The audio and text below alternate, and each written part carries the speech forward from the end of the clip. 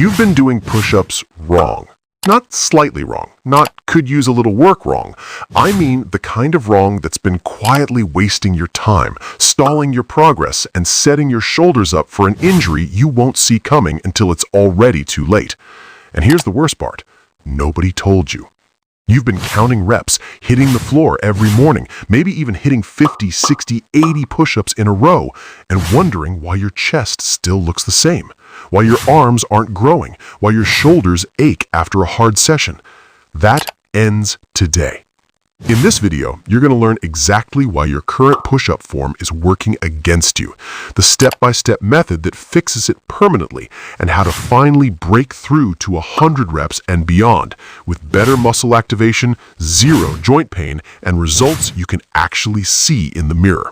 This isn't another do push-ups every day video. What you're about to learn is different, and once you see it, you can't unsee it. Stay with me. Step 1.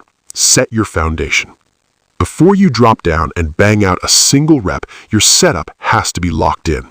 Place your hands slightly wider than shoulder width.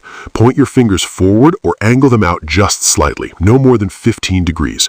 This small detail protects your wrists and keeps your elbows tracking correctly as you lower.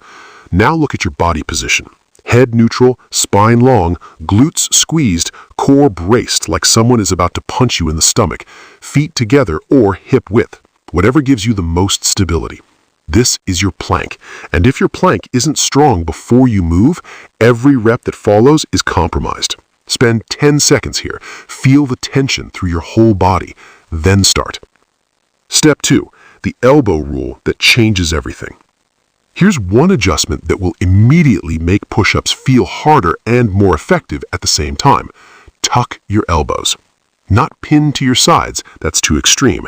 Aim for a 45-degree angle from your torso.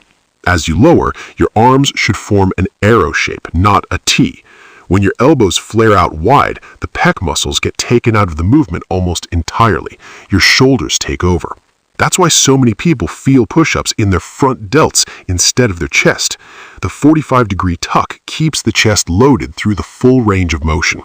You'll feel the difference immediately. The first time you do this right, your chest will be sore the next day in a way it probably hasn't been in a while.